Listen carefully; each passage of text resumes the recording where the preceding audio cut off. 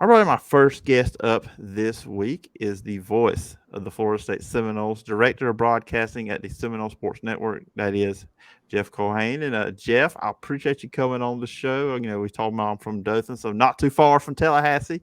Always a lot of people excited in this area about the Seminoles, but it's an honor to have you on the show today. Phillip, it's great to be on the Blitz with you, and I'm happy that you reached out.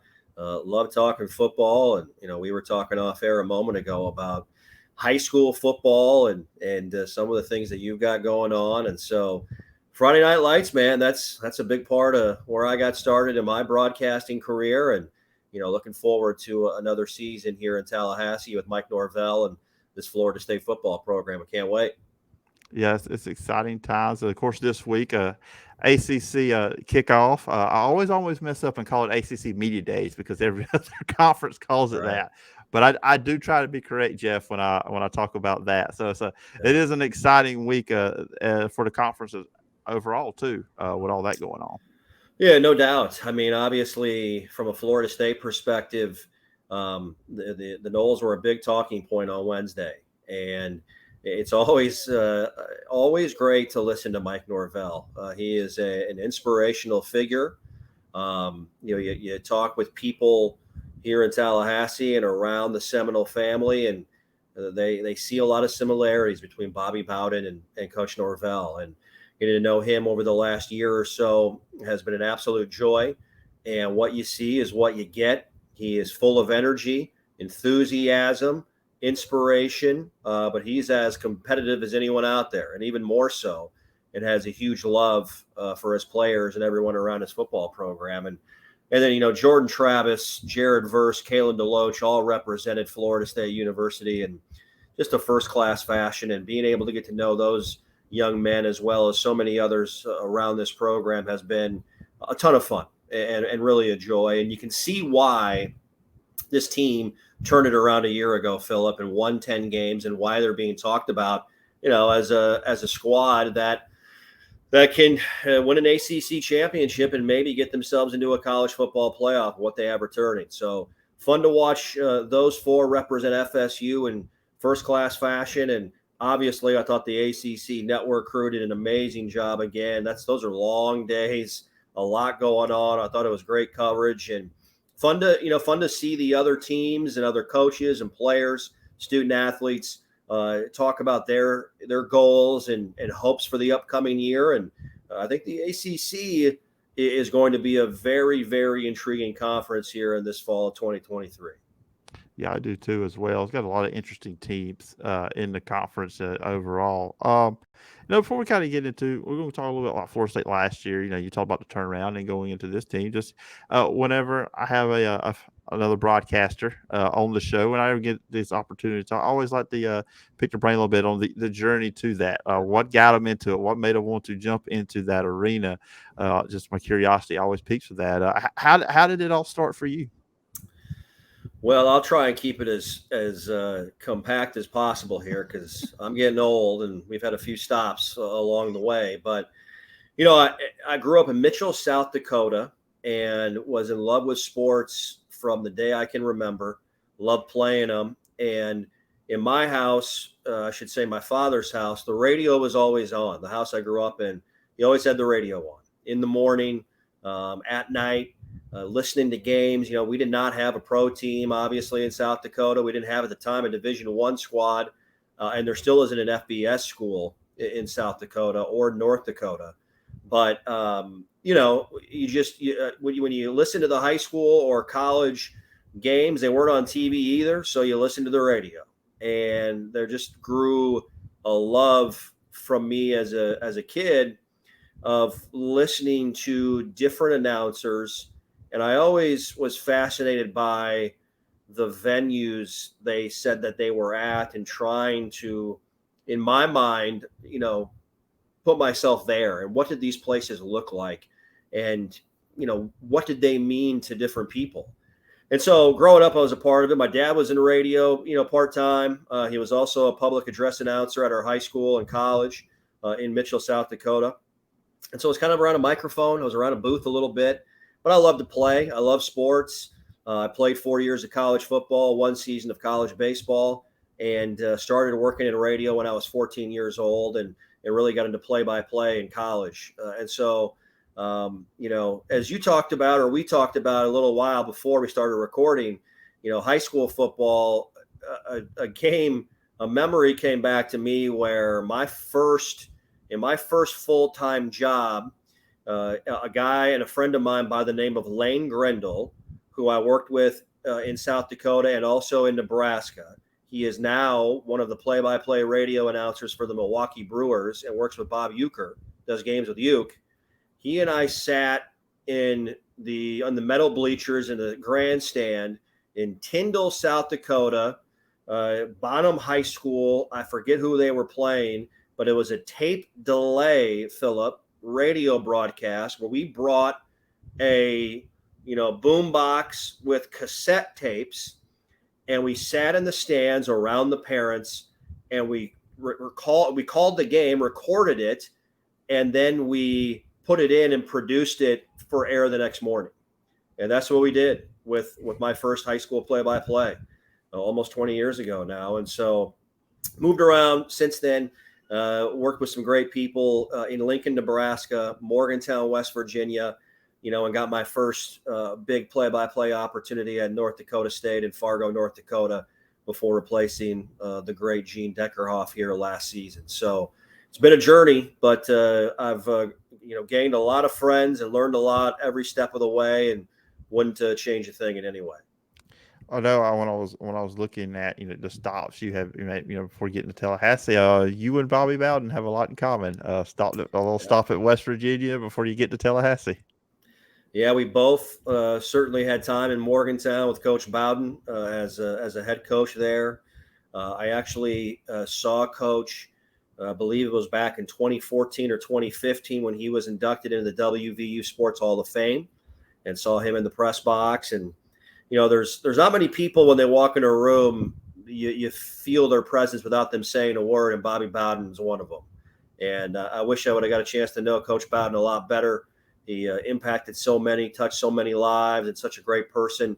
Got to meet his wife, Ann, last fall at the creation of the Bowden Society, a part of Seminole Boosters, which is a great, great fund in support of Florida State athletics, and met, his daughter Robin as well. And so I've been able to get to know the Bowden family a little bit over the last year. And so, yeah, we do have a little bit of crossover.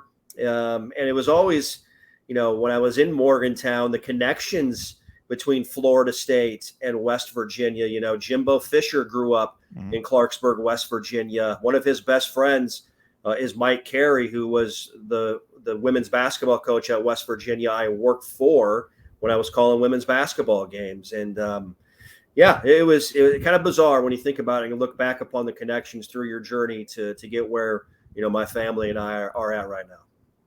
Yeah, absolutely. And like I said, I'm about to bring that up when I talk to Jeff about the West Virginia part of it. Going into Tallahassee last year, I mean, hey, you're a good luck charm, Jeff. You come in and then they win 10 games. Florida State gets back to what people are used to them being, competitive, top team in the ACC, and going into this year, obviously, I know a lot of people got hopefully national championship aspirations, but that first year. What stood out to you the most your first year? I mean, was it the LSU game, later the Florida game, the bowl game? I mean, what was your big memories for last year with the Seminoles? Well, Phillip, I'm going to take all the credit for a 10-win season last year. It was all me. I did everything. No, I'm certainly joking, of course. What stood out to me was the culture that was instilled from Mike Norvell. And it was very apparent to me during fall camp that this was a team that needed to have some early season success, because you could feel the team coming together even early in the year, and you could feel the belief that was there, that Coach Norvell and this great staff that he has working with them has instilled and put in place. And you saw Jordan Travis in fall camp look confident and look like he had made some big strides throwing the football. As far as games are concerned, obviously – the LSU game is one I will never forget. Just the way what that game meant to everyone, to Coach Norvell, to the team, to the fan base, That was a game Florida State needed it from a mental health standpoint to have that win. People forget the Louisville game, Phillip. The Louisville game was a massive game for the blueprint of last season. A Friday night on the road, national television, ACC lid lifter in a place that's tough to play. And Louisville's a good team. They got good talent. Um, a guy Malik Cunningham who is as good as anyone last Mhm. year with what he can do in college football. That was a huge win. Injuries. Tate Rodemaker coming in. Jared Verse goes down. Robert Cooper goes down. I think Big Rob Scott went down during the game. To win that game, coming out of LSU off of a bye, that was another huge stepping stone for this team. And then at the end of the year to win 6 in a row, to beat Miami 45-3 on the road. The Florida game just speaks for itself. Every single year, there's so much passion around that game. And the scene on Bobby Bowden Field after the clocks hit 0 was an amazing memory. And then, the 25th 10-win season is captured with that victory over another great program in Oklahoma, winning 35-32. A lot of great memories last fall on year number 1. And a season many of us will not soon forget. Yeah, I know. Watching that game last year between Florida and Florida State, it brought back memories of like this is what this rivalry is between the two. I mean, because I remember, so I'm 36, so I remember when these two teams played. One, a national title could be at stake Yeah, when these yeah. two get together. It just had that feel. I mean, and I know Florida wasn't having a great year last year. They were 6-16 overall last season, but it just had that feel like this is back. Florida and Florida State's back to where it used to be. Yeah, it was great to have it on a Friday night. It's the Hmm. only show in town, Friday after Thanksgiving, national television on ABC. But also, you saw from the Florida State faithful, the Seminole fans, what it means to them. And, Hmm. a holiday weekend where a lot of people could have said, I'm gonna watch this one on TV. No, sir. Sold out crowd, 79,560. Florida was without some guys, and Florida State had some guys nicked up as well, and both teams just really played their tails off, and you could tell it meant a lot as all these games should. This one had a different feel around it compared to any other I've been a part of in my career, and so it truly is one of those games where it doesn't matter what the record is, it doesn't matter who's playing or who's in or who's out. You better be ready to go, and I think you saw both teams fight back and forth, and you saw the type of game that we did. Going into this season, and Florida State's one of the favorites in the ACC. I feel like it's them and Clemson as the two top team, the two favorites in the ACC. But when you look at this team, Jordan Travis coming back for another year. I mean, I know everybody wants to talk Caleb Williams and Drake May, but hey, don't forget about Jordan Travis. Right. He's a really accomplished quarter, fourth year. I mean, very experienced quarterback too. I mean, there's nothing he hasn't really seen. They have Trey Benson coming back at running back. Johnny Wilson is at receiver. I really like their addition to Keon Coleman. I think that's going to be Yeah. big for them. I mean, he's a really talented. It was between them and Ole Miss. It felt like to get him. But Yeah. offensively, when you look at this Florida State team, and we saw what they did last year, the numbers. What excites you about going into this year? What they can improve on? Phillip, you laid it out right there, man. I mean, those are some big names. And I would add the tight end room with Jaheim Bell. Yep. I think Jaheim Bell I've been talking a lot about him in the offseason. The way Mike Norvell gets creative with his tight ends and the versatile player that Jaheim Bell is. I mean, he lined up in the backfield at South Carolina. They handed him the football. He obviously make plays. He had a huge game against Tennessee and their huge upset win of Tennessee last year late in the season. He played great. So many weapons. What are you going to take away if you're an opposing defense? If you bring somebody down to try and corral Trey Benson or even Jordan Travis in the quarterback run game, you're going to leave single coverage on Johnny Wilson or Keon Coleman or Kentron Portier, Ja'Kai Douglas in the slot. You've got Winston Wright, who, I mean, people at West Virginia were devastated when he left West Virginia and, sadly got into the car accident last spring that took his season away last year. But it sounds like he's progressing well and has, the health back and is a huge talent with what he has done so far. in his collegiate career. I don't know what kind of role Hakeem Williams is going to have at a Stranahan High in Fort Lauderdale. He's lost 10 pounds from spring ball. He needed to lose a little weight, get in better shape.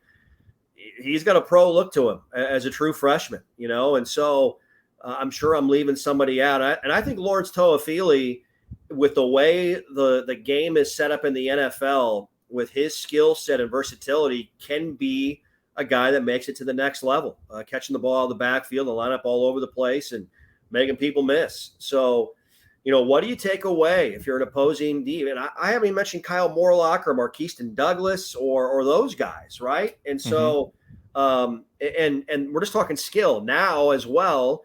Mike Norvell has the offensive line that he's been working towards with returning talent and added pieces in the portal with Jeremiah Byers, Casey Roddick, and Keandre Jones, where he has experience. Finally, 2020, you're playing true freshmen up front. Now, according to Phil Steele, it's the most experienced returning offensive line he's ever seen in doing the college football preview. So you have all that, and you're coming off of a year where you put up huge numbers and we're one of the best offenses in all of college football. So, where do they get better? Man, I can't wait. I'm going to, we got to get our popcorn ready to see what this group is going to look like, because they have a lot of pieces to work with. Yeah, absolutely. The defense, I mean, maybe the best recruiting job, Jared Verse coming back. I mean, this is the guy that probably could have been drafted in the first round coming back to school. Uh, every ACC and LSU quarterback added in there as well is probably looking and said, okay, I got to know where that guy is at because Yeah. he's coming after me. But the thing about their defense, they have so many other guys. Patrick Payton, that's another guy that can get after. And then you mentioned earlier he was at media days. I mean, Jared Verse was too as well. Kalen DeLoach comes in. I mean, you've got so many talented players on the defense. Yeah, I think Jared Verse is the headliner. Everybody talks about him, but hey, just don't focus on him. You got a whole bunch of other guys you got to worry about. Well, Philip, the thing I've learned around successful college football teams and what I've seen in different stops and what Georgia has done here recently is you have to have 8 or 9 deep along the defensive line, 9 or 10 deep, and you Mm-hmm. can't have a fall off in talent when the next group rolls in. That's what Mike Norvell's done. Adam Fuller and this defensive staff have done here with the defensive line. And he talked about some of the names. Gilbert Edmond, another South Carolina transfer, is a tremendous talent. Braden Fisk out of Western Michigan, I feel like, is a guy we're going to fall in love with this year with his motor and wanting to make a name for himself coming from a Group of Five program out of Western Michigan in the MAC.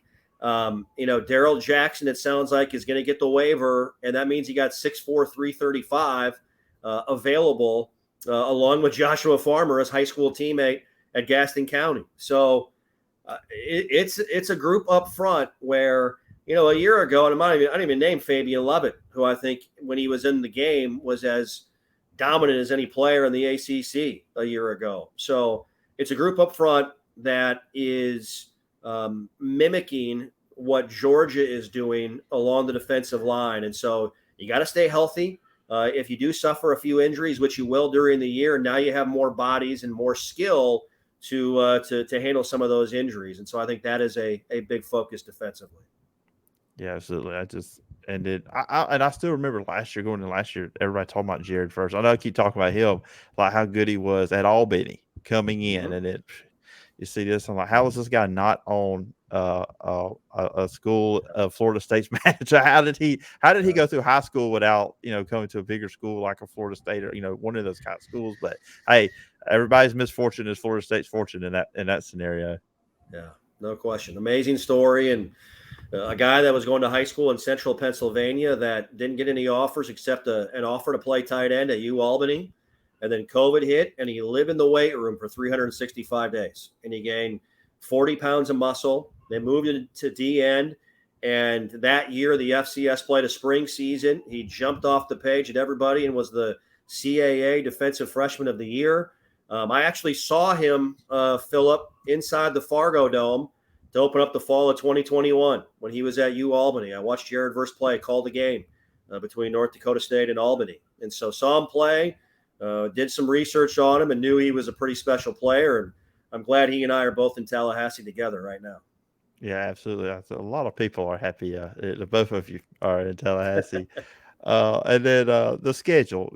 I've been all off season. I've been studying and just looking at the Florida State schedule, and I just look at it just from if they want. If you want to reach that goal, the playoff, the ACC championship, month of September, it looks like it's just going to be huge. That LSU game to kick things off, and then later in the month you play at Clemson, and look, if things go how people think, probably going to be seeing Clemson more than once this season. Just what's your thought? Just going into the schedule, that LSU game in Orlando this time, so it's Yeah. in more Seminole territory now. But just overall, when you think about the schedule. Well, I think you said it. September is going to tell us a lot. I think it's a huge opportunity to play LSU, on a neutral site. I think it will be pretty close to 50-50. Their fans will travel. It's our home state. And so certainly we're going to have a ton of garnet and gold there as well. But this is going to have a college football playoff kind of atmosphere at Camping World Stadium. And so huge opportunity to make a statement nationally against an LSU team that will be ready. They'll remember what happened a year ago. They'll be fired up and ready to play. And certainly they're more understanding of Brian Kelly and what he expects, and they're more understanding of their personnel. But Florida State is a better football team as well than what they were in Game 2 last season.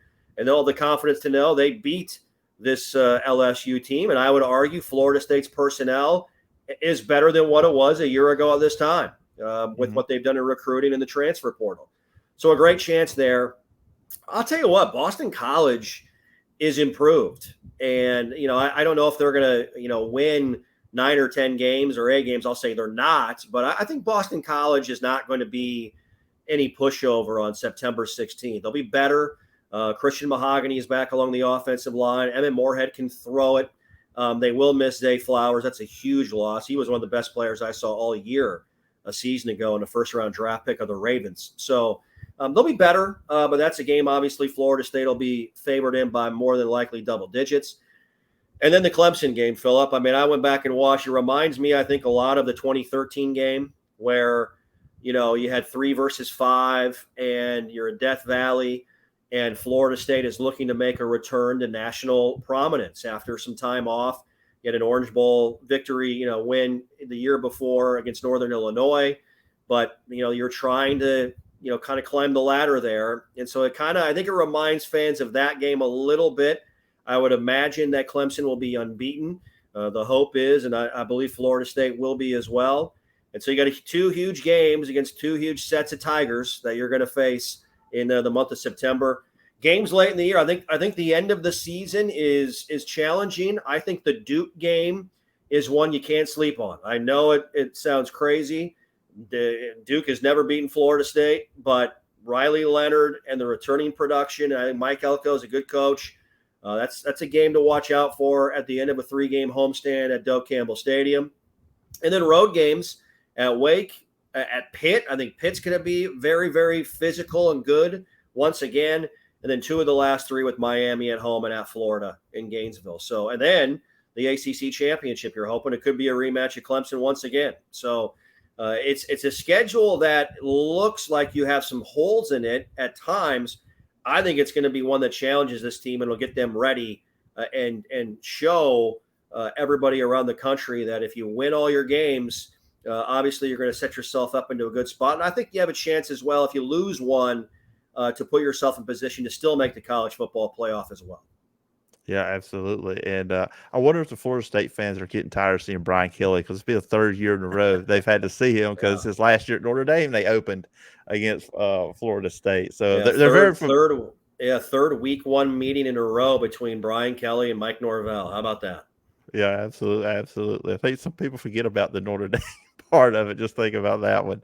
But anyways, Jeff, this has been great having you on. I've kept you a few minutes over. I know what I said I would have you on, but listeners, viewers, want to follow you where they can find you. And the podcast, Behind the Mic, you got going too as well.